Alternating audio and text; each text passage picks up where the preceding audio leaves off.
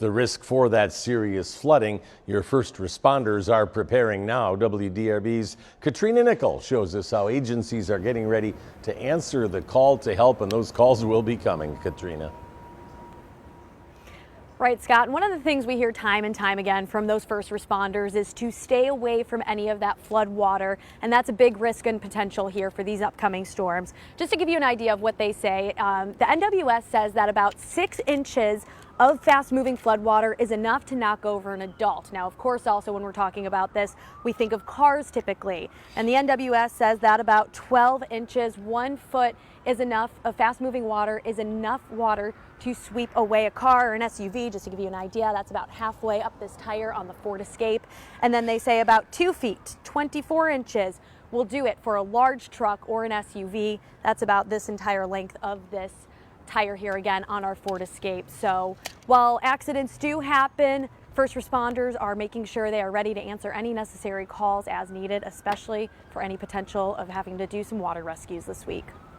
We've been practicing making sure all of our equipment is checked. There's no such thing double checked and ready to go as over-prepared. That way when we are needed, we're out the door in a matter of seconds. For firefighters. We don't get a redo, and failure's not an option for us. With an early forecast and risk of serious floods, Anchorage Middletown Fire and EMS water rescue team is prepping. We're just doing another system check. Anytime we do these weekly, and then anytime there's a known event, we'll do them daily. So we make sure that everything is ready to go, all buckles are fastened, we have all the equipment we need. In addition to checking its wearable equipment like fins, wetsuits, and life vests, Anchorage Middletown Fire EMS has 2 boats ready for water rescue missions. There's the top boat again, that's for stationary flood water. It's not for really anything moving above a couple of knots on there. So this is when you see videos of people being evacuated from a flooded area. The inflatable boat on the bottom, that's designed for swift water or very rapid water. So if you think the Falls of Ohio. Agencies on both sides of the river use similar equipment. For example, Tri-Township Fire and Rescue in southern Indiana has its own rescue boats,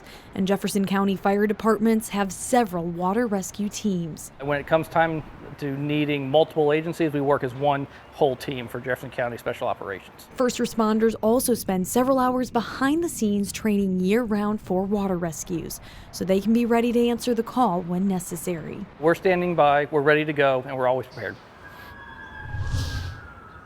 And just like those firefighters are preparing to answer any necessary calls, they also ask that you at home do what's necessary to prepare. So just a few quick reminders: go put that phone on a charger in case you lose power. You still have a way to communicate. If you've got a weather radio, be sure to fish that out in case you can't get the TV. You can also download the WDRB weather app, and be sure if your phone's charged, you can stay tuned and watch on that. So Scott? Yeah, sometimes we don't think about them, but we always have to thank those firefighters and first responders and EMS. They're ready to go right now for all of us. Thanks, Katrina.